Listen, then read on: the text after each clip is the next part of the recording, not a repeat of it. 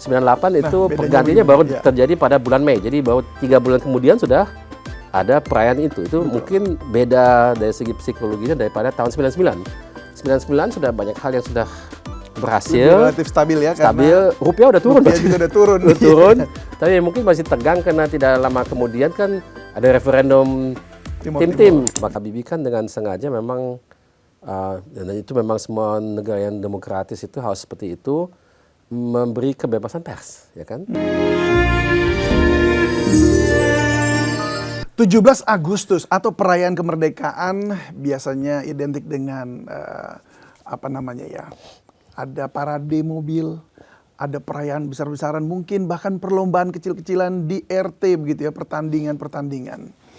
Tapi pernahkah Anda membayangkan bagaimana melihat kemerdekaan atau perayaan 17 Agustus dari balik kacamata istana? Seperti apa seorang anak dari presiden kemudian melihat sosok ayahnya menjadi penentu arah bangsa dan memimpin 17 Agustus kemerdekaan. Nah, hari ini kita akan membahasnya secara personal bersama putra dari Presiden B.J. Habibie, yaitu adalah Pak Ilham Habibie. Selamat datang Pak Ilham, terima kasih sudah hadir bersama kami di Deep Talk. Dengan senang hati. Ya, ini sudah lama saya juga menantikan ketemu ngobrol-ngobrol. Ya. Pak Ilham, kita Baik. tahu bahwa Presiden B.J. Habibie, Iya. ketika beliau menjadi presiden, beliau sempat memimpin 2 kali upacara kemerdekaan. Betul. di 98 dan istana. 99. Betul.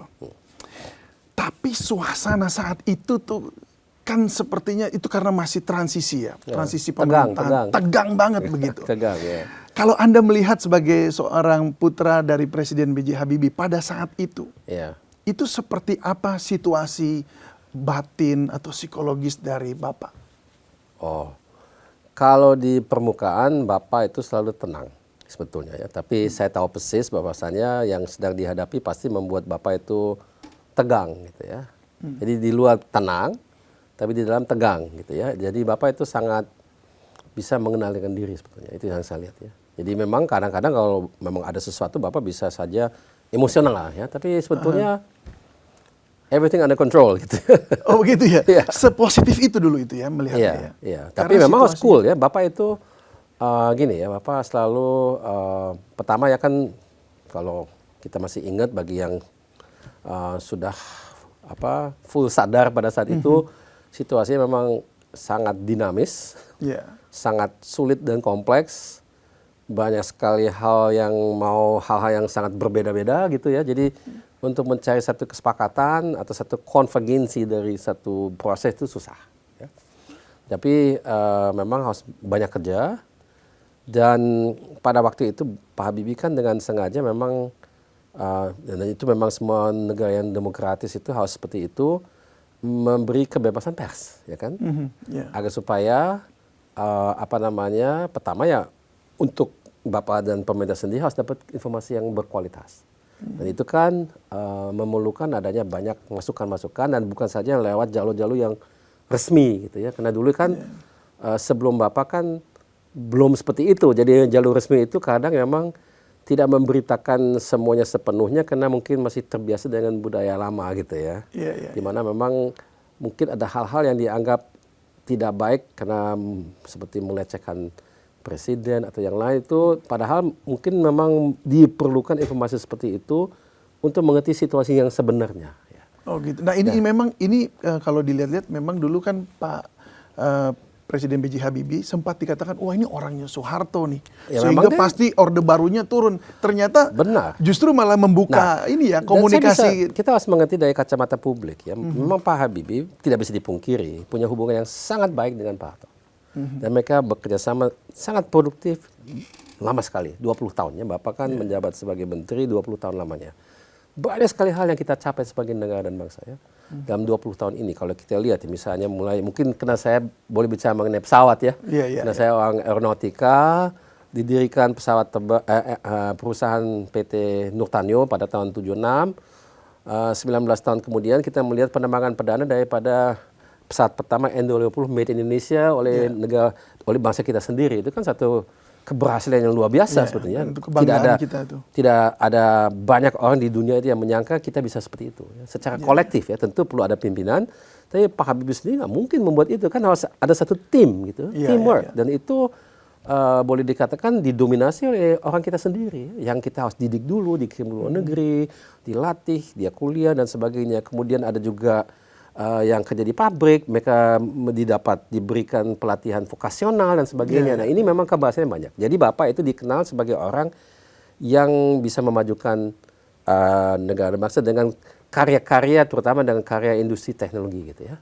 Tapi ada juga yang lain. Nah itu tidak mungkin kalau negara kita tidak stabil kan. Betul. Yang memberi stabilitas itu adalah pemerintah yang dipimpin oleh Pak Harto. Ya, jadi tentu orang melihat Pak Habibie sebagai bagian daripada itu. Itu saya kira normal ya.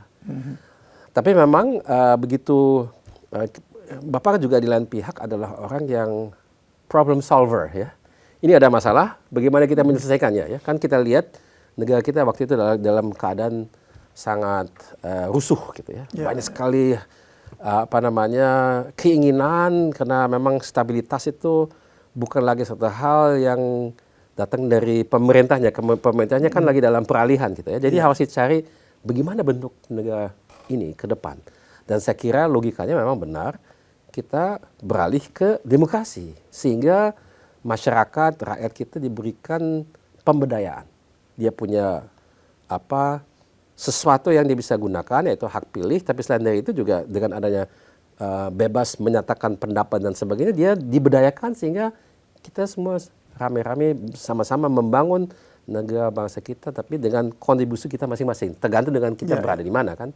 Nah itu saya kira memang orang semula tidak menyangka bahwasanya Bapak akan seperti itu, karena memang tidak dikenal seperti itu. Tapi kita jangan lupa Bapak itu memang sebagai Menristek dan Bapak sebagai tokoh yang di bidang industri teknologi memang bukan tugasnya itu kan. Tugasnya lebih ke industri teknologi, inovasi, penelitian dan sebagainya. Jadi kontribusinya di situ, di mana aspek politik dalam hal itu nggak begitu tampak. Ya. Di mana Bapak mungkin ya memang orangnya sebenarnya punya pemikiran seperti itu, tapi nggak perlu tidak diminta untuk memperlihatkan itu dan memang tidak merupakan tugasnya gitu ya. Tapi begitu memang Bapak punya tugas untuk mencari bentuk negara ini ke depan seperti apa, ya memang itu juga dapat banyak masukan dari orang lain. Ya keinginan kita secara kolektif ya adalah ya kita mau menjadi negara yang modern, demokratis, terbuka dan lain-lain gitu ya. Lebih egaliter gitu ya. Itu keinginan kita dari awal sebenarnya, dari awal ya. Jadi bukan satu hal yang baru. Secara prinsip, tapi memang mewujudkannya begitu sulit gitu ya.